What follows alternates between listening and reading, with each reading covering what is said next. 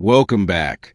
Most people look at Joe Rogan and see a guy with a podcast. They see the $250 million Spotify deal and think he got lucky, but they are wrong. Joe Rogan didn't just get a big contract. He rigged the system. Under the title, How Joe Rogan Rigged the System. The $250 million business secret the media won't tell you. We are dissecting the most brilliant business pivot in modern entertainment. While mainstream media was waiting for him to fail, Rogan was building a decentralized power base that made him impossible to cancel and too expensive to ignore. Today, we are revealing the 5-part blueprint of how he took control of the gatekeepers and forced the biggest tech companies on earth to play by his rules. Stay with us until the end, because the final part of the strategy is something that even his biggest fans haven't noticed, a move that ensures his empire will outlast the platform he's on. To understand how Joe Rogan rigged the system, please subscribe and hit the like button. To help us keep bringing you the hard truths about the world's most powerful icons, consider sending us super thanks. You have to look past the current $250 million headlines and go back to the decade of hard labor between 2009 and 2019. During those years, while mainstream media giants were laughing at the idea of internet radio, Rogan was executing a masterclass in decentralized power. He did something that modern corporate networks find terrifying. He gave away his most valuable asset, his time and his content, for free on every possible platform, without a middleman. The hard business secret here is audience portability. Most modern stars are platform prisoners.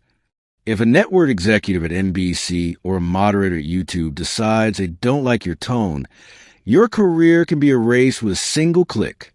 But Rogan spent 10 years building a decentralized army of listeners who were loyal to him, not the platform he sat on. By owning his own RSS feed and maintaining a direct relationship with his audience, he built a foundation of strength that made him immune to the traditional gatekeepers. He rigged the system by becoming the source of the traffic, rather than just a passenger on someone else's bus. For Rogan, this was a 6 a.m. obsession. He treated the podcast like a relentless training camp, producing hours of content every single week, regardless of whether he felt like it. This volume created a content moat so deep that no competitor could cross it. By the time the world realized that podcasting was the new town square, Rogan already held the keys to the city. He didn't need a marketing budget because his army did the marketing for him. He created a reality where he didn't have to ask for a seat at the table. He had built his own table in his own house, and eventually, the biggest companies in the world were the ones begging for an invitation to sit down. This hard foundation meant that when the cancel culture era arrived, Rogan was already uncancelable. You cannot fire a man who owns the building, the microphones, and the ears of millions of people globally. He had successfully rigged the media landscape in his favor by ensuring that his brand was more powerful than any single distributor.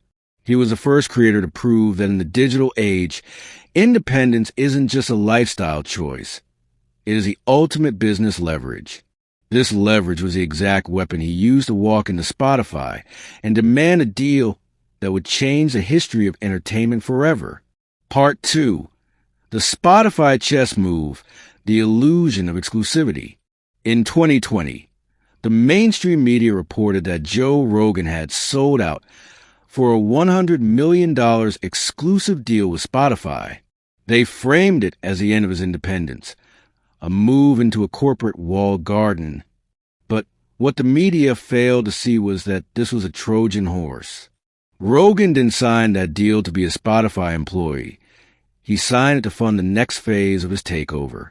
The hard truth about the 2020 deal was that it provided Rogan with the massive capital necessary to leave Los Angeles and build his physical fortress in Austin, Texas. While critics claimed he was losing relevance behind a paywall, Rogan was actually insulating himself from the cancel culture storm of the open internet. He used Spotify's $100 million to wait out the most volatile years of media history, all while his audience grew by 232%. By 2024, when his contract was up for renewal, the power dynamic had flipped entirely. Spotify wasn't just his host. They were dependent on him. This led to the ultimate rig in 2024, the $250 million renewal. On paper, it looked like a standard extension, but the secret was in the fine print. Rogan negotiated a non-exclusive hybrid model. He secured an estimated $250 million, more than double his first deal, while simultaneously regaining the right to distribute the Joe Rogan Experience on YouTube, Apple, and Amazon. He essentially forced a multi-billion-dollar tech giant to pay him $250 million to stop being exclusive. This move allowed him to return to YouTube with 20 million subscribers waiting for him, effectively rigging the algorithm in his favor once again. He didn't just get the money, he got his freedom back, proving that if you build a large enough army, you don't have to follow the rules of the system. You become the one who writes them. Rogan is no longer just a content creator. He is a sovereign partner who used corporate greed to fund his own total autonomy. Part 3. The physical monopoly, owning the dirt and the data. While the media was obsessing over Rogan's digital reach, he was quietly executing the most hard business pivot of his career, vertical integration. Rogan realized that digital platforms are rented land, but physical assets are sovereign. He took his Spotify millions and didn't just buy a house. He built a physical power base in Austin, Texas, that effectively rigged the entertainment industry by controlling every step of the value chain. The crown jewel of this strategy is the Comedy Mothership. Opened in 2023 in the historic Ritz Theater on 6th Street, this isn't just a comedy club, it's a data-driven fortress. Rogan rigged the system by removing the middlemen, like Ticketmaster, and implementing his own high-tech ticketing ecosystem. To enter, fans must show IDs that match their tickets, effectively killing the secondary scalper market and giving Rogan a direct, hard database of his most loyal fans. He owns the drinks, the stage, the security, and the data. He is no longer an artist looking for a venue. He is the landlord of the culture. But the rig goes deeper. Inside the mothership, Rogan created a cyberpunk Art Deco sanctuary where phones are locked in Yonda bags and surveillance is state-of-the-art. This creates a safe haven for A-list talent to test work-in-progress material without the fear of viral cancellation. This has created a gravity well effect. Comedians from all over the world are moving to Austin because they want access to the mothership stage and, more importantly, a guest spot on the podcast recorded in Rogan's $14.4 million lakeside compound just miles away. By owning the dirt, both his massive Westlake Hills estate and his downtown theater, Rogan has created a closed-loop economy. He hosts a comedian on his podcast, boosting his digital revenue. Then that comedian performs at his club, boosting his physical revenue. The hard truth is that Rogan has turned Austin into a media mecca, where he is the unofficial governor. He has rigged the system so that he doesn't just influence the conversation. He owns the room where the conversation happens. He has moved from being a personality to being the infrastructure of an entire city. Part 4. The Billionaire Handshake, the bridge to Silicon Hills. By 2026, the rig has reached its most dangerous phase of the traditional media, the billionaire handshake. Joe Rogan didn't just move to Austin for the tax benefits. He moved to become the high priest of a new power center known as Silicon Hills.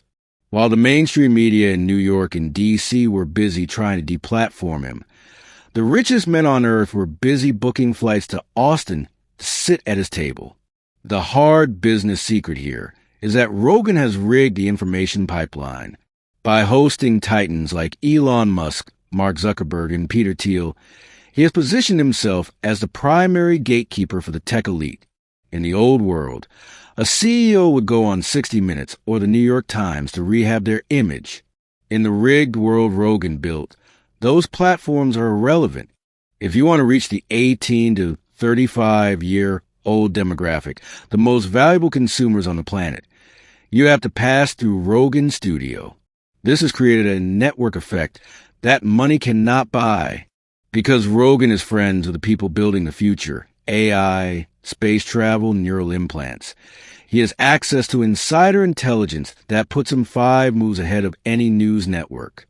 He understands the shift in the global economy before it happens because he's talking to the people causing the shift. This isn't just a podcast.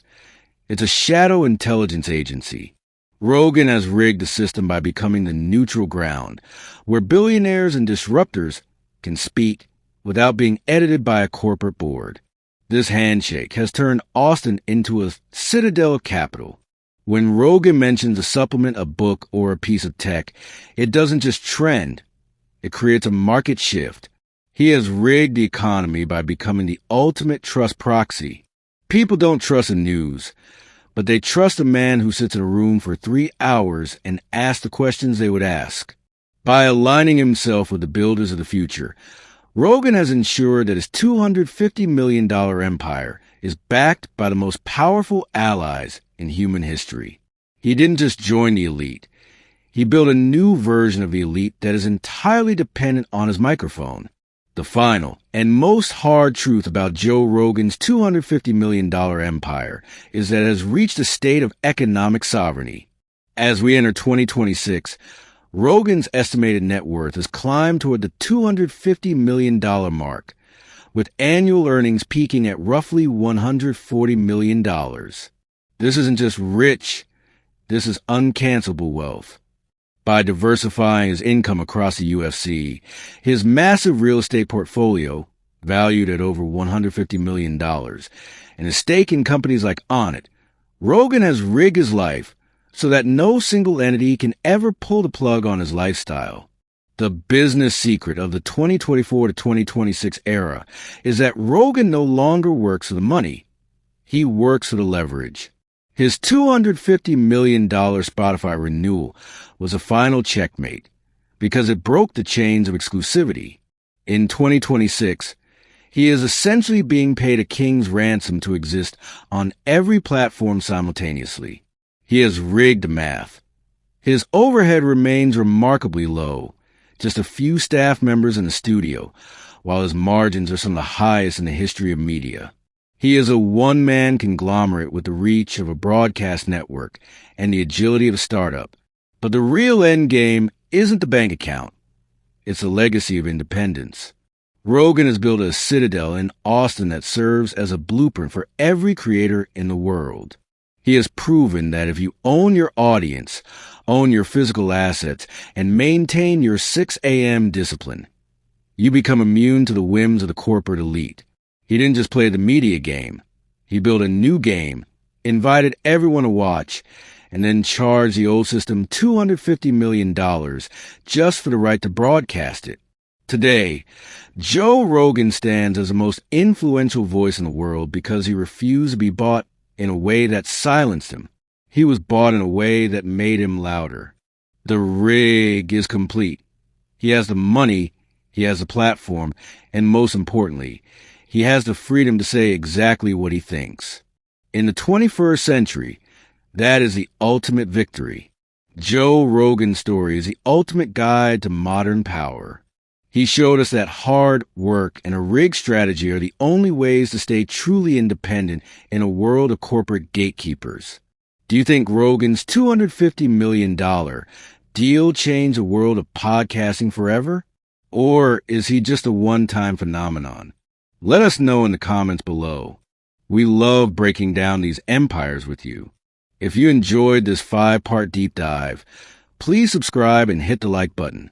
To help us keep bringing you the hard truths about the world's most powerful icons, consider sending us super thanks. Check this out. Click the video on your screen now to see the 6 a.m. habits of Elon Musk and how he and Rogan are building the future of Texas together. We'll see you there.